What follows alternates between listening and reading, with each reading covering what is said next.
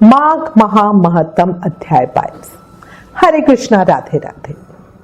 माघ मास की ऐसी महिमा है कि इसमें गंगा का नाम लेकर स्नान करने से में हमें गंगा स्नान का फल मिल जाता है। बहुत पवित्र पावन महीना है, ऐसे ही छोड़ना नहीं, कुछ ना कुछ पुण्य कर्म जरूर करना।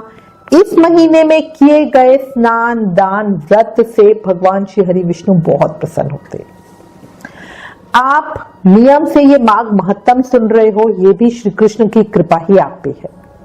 अब श्री गणेश जी महाराज और अपने गुरुदेव को याद करते हुए माघ महत्तम का अध्याय 22 सुनेंगे। 3 लोक 14 भुवन, तेरी जय जयकार, हे गणपति गण देवता, हर लो दुख अपार। बोलो गणेश जी महाराज की जय। गुरुर ब्रह्मा गुरुर विष्णु गुरुर्देवो महेश्वरा, गुरुर साक्षात परब्रह्मा तस्मै श्री गुरुवे नमः। बोलो गुरुदेव महाराज की जय। कल हम माघ महामहत्तम के अध्याय 21 में लोमेश ऋषि द्वारा वर्णित माघ मास में प्रयाग स्नान के महिमा का वर्णन सुन रहे थे। अब आगे श्री वशिष्ठ जी राजा दिलीप से बोले, हे राजन, अब मैं तुम्हें माघ मास का प्रभाव बतलाता हूं, सुनो। इसे भक्ति पूर्वक सुनकर मनुष्य सब पापों से मुक्त हो जाता है। प्राचीन रथंतर कल्प के सतयुग में कुत्स नाम के एक ऋषि थे जो ब्रह्मा जी के पुत्र थे। वे बड़े ही तेजस्वी और निष्पाप थे। उन्होंने कदम ऋषि की सुंदर कन्या के साथ विधि पूर्वक विवाह किया। उसके गर्भ से मुनि के वत्स नामक पुत्र हुआ जो वंश को बढ़ाने वाला था। वत्स की 5 वर्ष की अवस्था होने पर पिता ने उसका उपनयन संस्कार करके उन्हें गायत्री मंत्र का उपदेश दिया। अब वो ब्रह्मचर्य का पालन करते हुए भृगु कुल में निवास करने लगे। प्रतिदिन प्रातःकाल, सायकाल, अग्निहोत्र, तीनों समय स्नान और भिक्षा के अन्न का भोजन करते। इंद्रियों को काबू में रखते, काला मृग चर्म धारण करते और सदा स्व अध्याय में ही लगे रहते। पैर से लेकर शिखा तक लंबा पलाश का डंडा जिसमें कोई छेद नहीं था लिए रहते थे। हाथ में सदा कमंडल धारण करते, स्वच्छ कोपिन पहनते, शुद्ध भाव से रहते और स्वच्छ यज्ञ पवित्र धारण करते थे। उनका मस्तक सदैव भस्म से सजा रहता।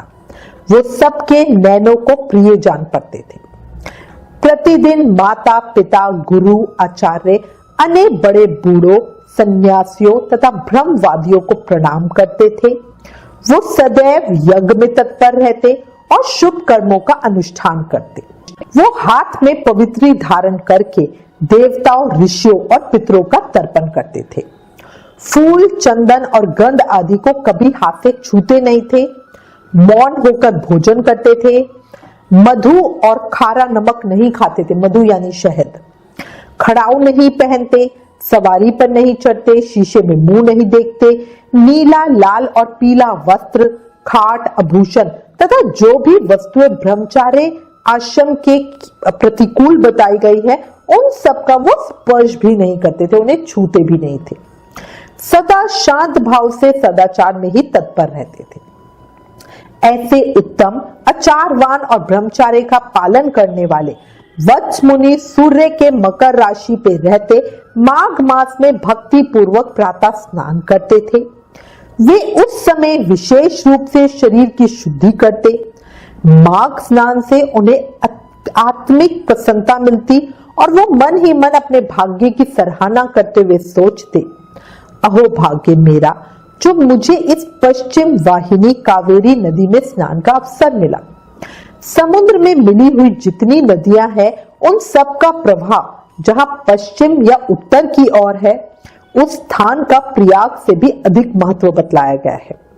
मैंने अपने पूर्व पुण्यों के प्रभाव से आज कावेरी का पश्चिम गामी प्रभाव प्राप्त किया। मैं कृतार्थ हूं, कृतार्थ हूं, कृतार्थ हूं। इस प्रकार सोचते हुए वो प्रसन्न मन से कावेरी के जल में तीनों काल स्नान करते। उन्होंने कावेरी के पश्चिमगामी प्रवाह में 3 साल तक माघ स्नान किया। उसके पुण्य से उनका अंतकरण शुद्ध हो गया, वो ममता और कामना से रहित हो गए।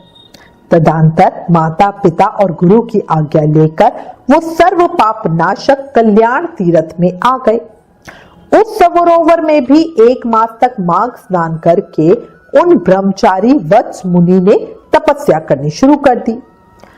राजन, इस प्रकार उन्हें उत्तम तपस्या करते देख भगवान विष्णु प्रसन्न होकर उनके आगे प्रत्यक्ष प्रकट हुए और बोले, हे मृगश्रृंग, मैं तुम पर बहुत प्रसन्न हूं। ये कहकर भगवान ने उनके मस्तक का स्पर्श किया। तब वत्स मुनि समाधि से जाग उठे और उन्होंने अपने सामने भगवान विष्णु को देखा। भगवान विष्णु सहस्त्र सूर्यों के समान तेजस्वी, कौस्तुभ मणि धारण किए हुए, मन को शांति देते हुए दिख रहे थे।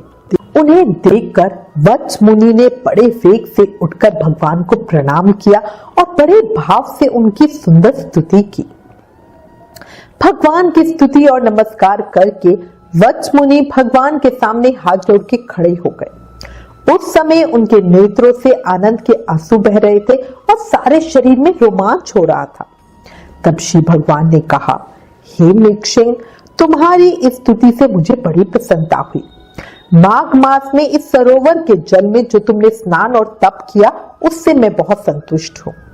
हे मुने, तुम निरंतर कष्ट सहते सहते थक गए हो।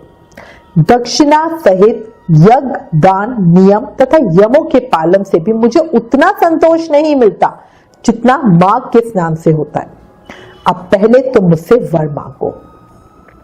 मुनि वत्स बोले, हे देवाधिदेव, संपूर्ण देवताओं द्वारा वंदित हे जगन्नाथ, आप यहाँ सदा निवास करें और सबको सब प्रकार के भोग प्रदान करें।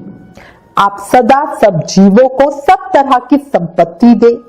भगवान, यदि मैं आपका कृपा पात्र हूं तो बस यही एक वर दे जिसका मैं आपको निवेदन कर रहा हूं। हे कमल नयन, चरणों में पड़े हुए भक्तों का दूर करने वाले अच्युत, आप मुझ पर प्रसन्न हुई। शरणागत दीनवत्सल, मैं आपकी शरण में आया हूं। भगवान विष्णु बोले, मृगश्रृंग एवमस्तु, ऐसा ही होगा। मैं सदा यहाँ निवास करूंगा। जो लोग यहाँ मेरा पूजन करेंगे उन्हें सब प्रकार की सुख संपत्ति दूंगा। विशेषतः जब सूर्य मकर राशि पे हो, उस समय इस सरोवर में स्नान करने वाला मनुष्य सब पापों से मुक्त होकर मेरे परम पद को ही पालेगा। व्यतिपात योग में अयन प्रारंभ होने के दिन, संक्रांति के समय, विष्णु योग में पूर्णिमा और अमावस्या तिथि को तथा चंद्र और सूर्य ग्रहण के अवसर पर यहाँ स्नान करके दान देने से मनुष्य मेरे लोक में प्रतिष्ठित होगा। भगवान विष्णु के यूं कहने पर उस ब्राह्मण पुत्र ने पुनः उन्हें प्रणाम किया और भक्तों के अधीन रहने वाले श्री हरि विष्णु से फिर एक प्रश्न किया, हे कृपा निधि देवेश्वर, मैं तो कुछ मुनि का पुत्र वत्स हूं, फिर आप मुझे मृगश्रृंग कहकर क्यों संबोधित कर रहे हैं। माघ महामहत्तम अध्याय 22 समाप्त। कल माघ महामहत्तम के अध्याय 23 में आगे की कथा सुनेंगे और जानेंगे भगवान विष्णु ने क्या जवाब दिया। तब तक याद कर लो, क्षणभंगुर जीवन है पगले, कर ले प्रभु का ध्यान ले, ना जाने देह का पंछी कब कर जाए प्रस्थान रे। ये याद रखो और मन में बिठा लो। जीवन का कोई भरोसा नहीं है, इसलिए अभी भी समय है। ज्यादा से ज्यादा नाम जाप करके इस जन्म को सफल बना लो और जन्म मृत्यु के चक्र से ही छुट्टी पा लो। बहुत हमारे शास्त्रों में क्लियरली लिखा है, कलयुग केवल नाम आधारा। सिर्फ नाम जाप करके ही हमें भक्ति, मुक्ति, प्रेम, शक्ति सब मिल सकती है। इसलिए अपनी हर सांस के साथ, हर समय, हर पल मन से, प्रेम से, भाव से जाप करते रहो। हरे कृष्ण कृष्ण कृष्ण हरे हरे, हरे राम राम राम हरे हरे। लास्ट में एक रिक्वेस्ट, प्लीज इन वीडियोस को ज्यादा से ज्यादा शेयर करें और माघ मास के इस प्रभाव को सबको बताओ, अपने शास्त्रों का ज्यादा से ज्यादा प्रचार करो, ये भी एक सेवा है। राधे राधे।